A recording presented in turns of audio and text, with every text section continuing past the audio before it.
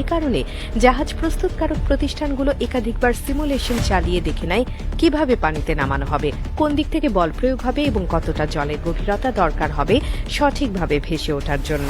উত্তর কোরিয়ার মতো পদ্ধতিতে যখন জাহাজ নামানো হয় শুধু বাঁশ বা কাঠের রোলারের উপর নির্ভর করে, তখন মূলত পুরো ওজন মানুষ এবং কাঠামোর উপর চলে আসে। এতে একদিকে কাঠ ভেঙে যেতে পারে, অন্যদিকে জাহাজের তলা ক্ষতিগ্রস্ত হতে পারে, যা পরে পানিতে ভেসে থাকার সময় লিক বা ভারসাম্যহীনতার ঝুঁকি তৈরি করে।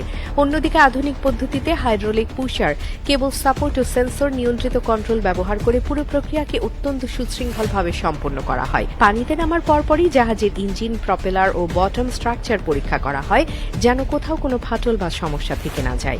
অনেক সময় প্রথম 48 ঘন্টা পর্যন্ত জাহাজকে পর্যবেক্ষণে রাখা হয় এবং একাধিক টাগ বোট দ্বারা টেনে নিয়ে যাওয়া হয় ড্রাইডকে বা নিকটবর্তী জেটিতে। এতে করে নিশ্চিত হওয়া যায় যে জাহাজটি পুরোপুরি প্রস্তুত, সঠিকভাবে ভারসাম্য বজায় রেখে ভাসতে পারছে এবং ইঞ্জিনিয়ারিং অনুযায়ী কাজ করছে।